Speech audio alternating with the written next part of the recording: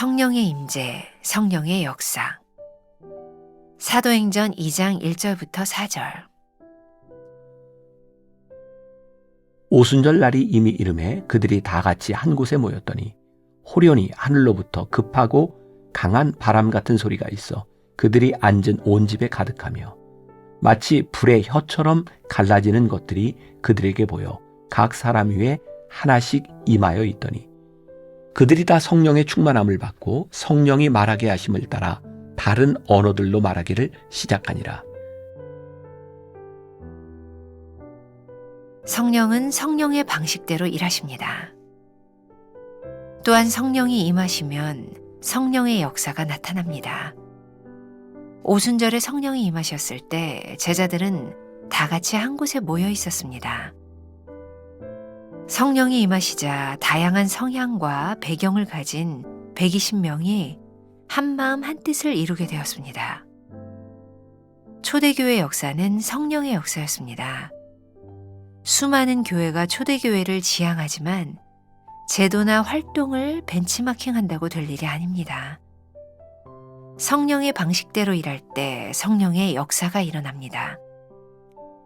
성령 충만할 때 초대교회에 임한 강력한 역사가 우리 가운데도 나타납니다. 의외성은 성령의 고유한 성품입니다. 성령은 호련히 임하셨습니다. 성경은 without warning 이란 표현을 썼습니다. 우리에게는 의외일지 모르지만 성령은 계획이 있으십니다. 우리가 성령의 방식대로 일하지 못하는 이유는 완고한 마음과 경직된 신앙 때문입니다. 확고한 자기 방식과 신념으로는 성령께 유연하게 반응할 수 없습니다. 성령의 방식과 주권을 인정하며 유연하게 반응하는 자가 성령의 역사를 경험합니다. 성령은 각 사람에게 임하셨습니다. 성령의 역사는 공동체성과 개별성 모두를 지녔습니다. 교회는 공동체인 동시에 회 중 한 사람 한 사람을 가리킵니다. 성령의 임재를 경험한 하나하나의 인격이 모여 교회를 교회되게 하는 것입니다. 공동체 안에 있다고 해서 성령의 역사와 성령 충만을 자동으로 경험하는 것은 아닙니다. 각 사람이 내 안에 계시는 성령의 음성을 듣고 반응해야 합니다. 나는 성령의 역사를 경험하고 있습니까? 나는 성령의 방식대로 일하고 있습니까? 성령께 유연하게 반응하지 못하는 이유는 무엇입니까? 오늘은 6월 19일입니다. 성령님의 임재 그리고 성령의 역사에 대한 말씀을 나누겠습니다. 오늘 말씀은 어제 그제 말씀과 계속해서 연속 선상에 있겠죠. 우리들이 성령님의 임재를 성령님께 길을 묻지 않는 이유가 무엇인가? 어쩌면 우리들의 삶에 문제가 있을 때는 성령님께 길을 묻지만 우리들의 삶이 순조로울 때 우리는 잘 성령님께 묻지 않는다. 그래서 우리들에게 필요한 게 뭐라고 이야기했냐면 어제 말씀을 통해 우리들에게 절박한 성령님을 향한 갈망이 우리들에게 필요하다라는 이야기를 했어요. 이제 오늘 우리들에게 아주 중요한 것이죠. 우리들의 삶에 성령님의 임재와 성령님의 인도하심을 구하고 성령님이 우리들 가운데 역사하셔서 우리를 인도하신다는 표식은 무엇일까요? 우리들이 기도했는데 이게 진짜 성령님의 역사구나. 하나님이 나를 인도하시는구나 라는 것을 우리들이 분별할 수 있는 신앙이 되어야 되겠죠. 자, 여러분들 그 하나님의 숨결 첫 번째 문장에 굉장히 중요한 말이 나와 있어요. 성령은 성령의 방식대로 일하십니다. 자, 우리들이 신앙생활하면서 때때로 아주 큰 오류에 빠질 수 있는 게 바로 이 부분인 거예요.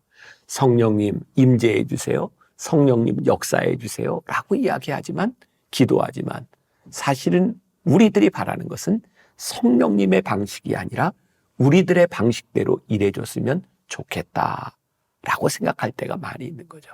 우리들이 분명히 기억해야 될 것이 있어요. 성령님께서 우리 가운데 임재하실 때 성령님은 우리의 방식이 아니라 성령님의 방식대로 일하신다. 성령님이 우리들 가운데 임재하시지만 많은 사람들이 임재하신 성령님을 체험하지 못할 경우가 있어요. 그게 언제일까요? 우리의 방식대로 생각할 때. 그래서 이 성령님의 역사는 늘 우리 의지에 내려놓음, 하나님의 역사에 대한 갈망, 하나님의 일하심에 대한 기대들로 채워질 때 우리는 성령의 임재 가운데서 성령의 역사를 체험하게 되는 거예요. 자, 저는 개인적으로 사도행전에 나오는 초대교회에 대해서 굉장히 좋아하고 우리 교회가 본받고 싶은 한국교회가 돌아가야 될 그 길을 초대교회에서 물어야 된다고 생각하거든요. 사도행전 2장 이하에 성령의 역사가 일어나고 난 이후에 나타났던 초대교회의 모습. 우리들이 배우고 싶은 것, 되게 우리들이 벤치마킹 한다라고 이야기하잖아요. 근데 우리들이 주의해야 될 게 있어요.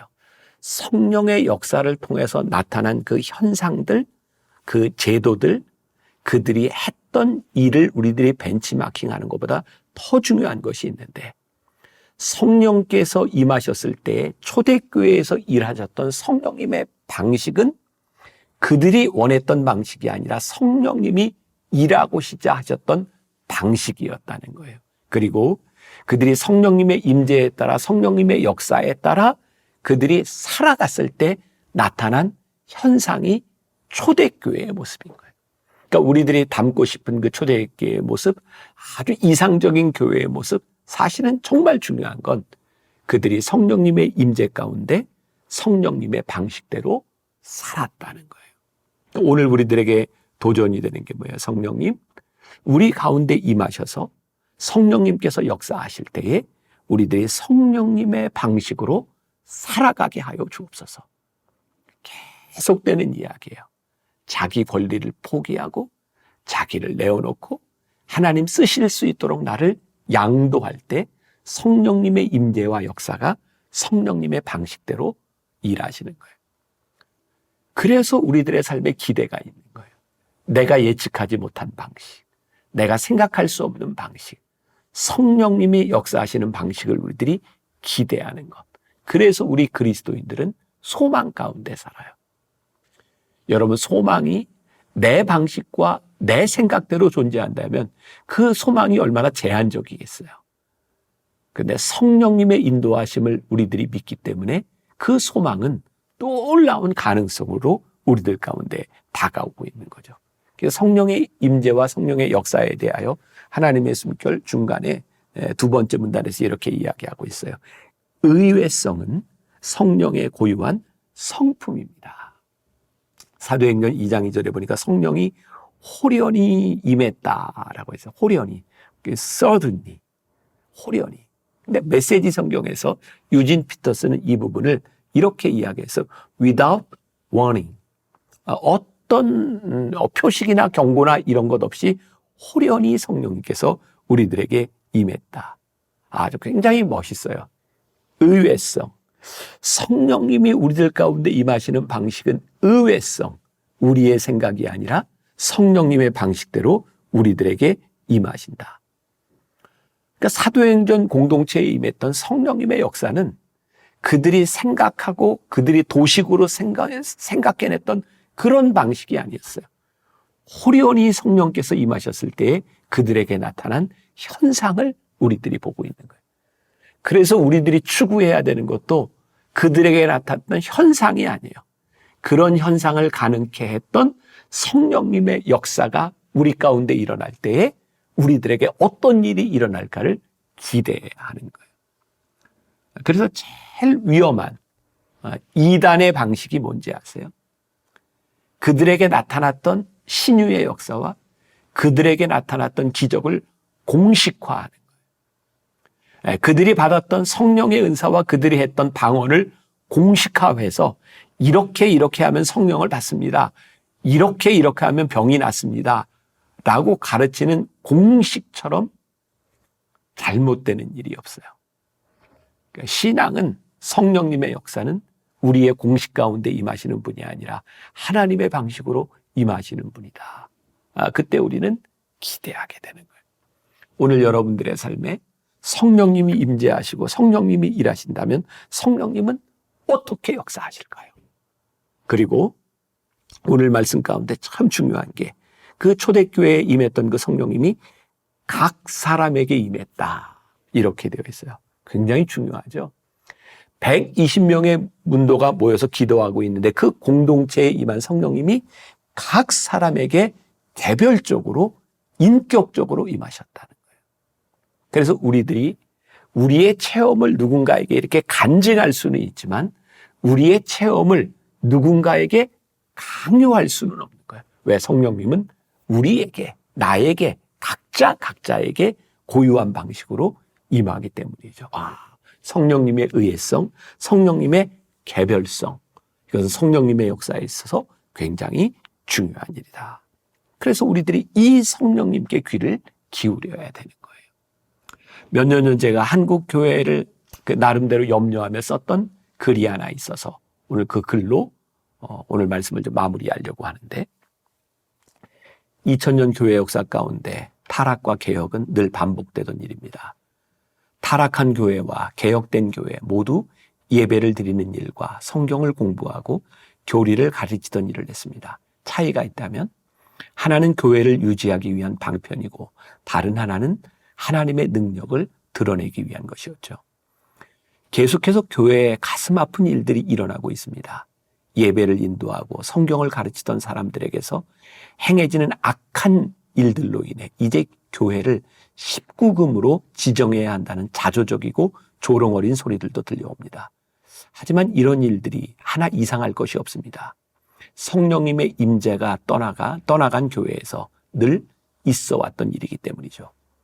그동안 목회자로서 한국 교회의 일원으로 부끄러운 교회의 치부를 드러내는 일들이 안타깝다는 생각이 많이 들었습니다. 또한 누가 돌을 던질 수 있으리라는 연약함 때문이기도 그랬습니다.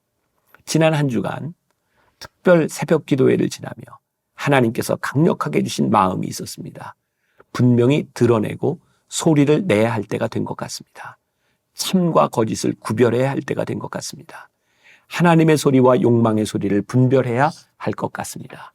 어쩌면 이런 교회와 성직자, 교인들의 일탈은 성령님이 떠나간 교회에서 필연적으로 나타나는 현상입니다.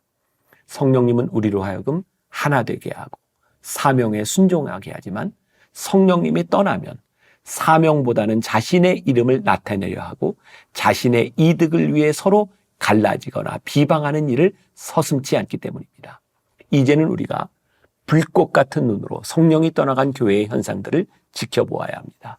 그리고 더욱 간절하게 성령님의 임재를 간구해야 합니다. 제가 나온 감리교 신학대학에서 참 오랫동안 총장 선거로 인해 싸움을 했던 때가 있습니다. 30여 년 전 학교를 다니며 총장님을 존경하기보다는 선생님을 존경했던 때가 기억에 납니다. 왜 총장보다는 선생님으로 남으려는 마음들이 없을까요? 성령님이 떠나갔기 때문은 아닐까요? 몇 해 전 한기총, 한교련, 교단장 연합회가 하나 되려는 시도가 있다는 것에 박수를 보냈습니다. 무엇보다 하나 되면 성령님이 기뻐하시는 일이기 때문이죠. 그런데 이런 염려가 앞섭니다. 저렇게 교회가 하나 되고 나면 커다란 명예를 얻기 위해 또 머리가 터지도록 싸우는 사람들을 만들어내면 어떻게 하나. 결국 모양은 성령님을 따라가나 결과는 성령님이 떠나간 교회의 치욕스러움을 남길까 봐 염려가 되는 것이죠. 누가 누구를 비방하고 조롱할 수 있겠습니까? 하지만 성령님이 임하시는 교회와 성령님이 떠나간 교회는 구분해야 할 것 같습니다. 성령님이 떠나간 교회는 더 이상 교회가 아닌 건물만 남습니다. 성령님을 따르지 않는 교인들은 더 이상 교회가 아닌 사람일 뿐입니다. 세상이 교회와 교인 그리고 성직자를 조롱하는 것은 세상보다 더한 죄를 짓기 때문이 아니라 성령이 함께하는 모습이 더 없음으로 일어나는 현상은 아닐까요? 오늘 아침 이런 글을 쓰며 묵상하는 것이 두렵습니다. 하지만 한편으로 두려운 마음이야말로 성령님의 임재를 기대하는 최소한의 안전장치가 아닐까라는 생각이 듭니다. 어쩌면 오늘의 글이 교회를 깊이 생각하지 않는 사람들에게는 실감이 나지 않을 수도 있겠죠. 하지만 우리들 하나하나가 모여 교회를 이룬다는 것, 공동체 가운데 임하시는 성령님께서 우리 개개인을 통해 역사하신다는 것을 기억하며 기도합시다. 잠시라도 두려운 마음으로 한국교회가 자신이 몸담고 있는 교회 공동체, 그리고 또 하나의 교회인 거룩한 자신을 위하여 기도합시다. 영광의 날은 하나님께서 우리를 다시 쓰시는 것이 분명할 때 회복될 것입니다. 오늘 성령의 임재와 역사가 한국교회와 우리 가운데 분명하게 임하기를 기대하고 기도하는 하루가 되었으면 좋겠습니다. 기도하겠습니다. 성령님은 성령의 방식대로, 성령님이 의도하시는 대로 일하심을 우리들이 믿습니다. 성령님의 거룩한 성품은 우리의 기대보다 의외의 방식으로 임할 수 있음을 또한 고백합니다. 그 성령님을 믿으며 기대하며 기도하는 하루, 그래서 성령님의 역사가 일어나는 하루가 되게 하여 주옵소서. 예수님의 이름으로 기도했습니다. 아멘.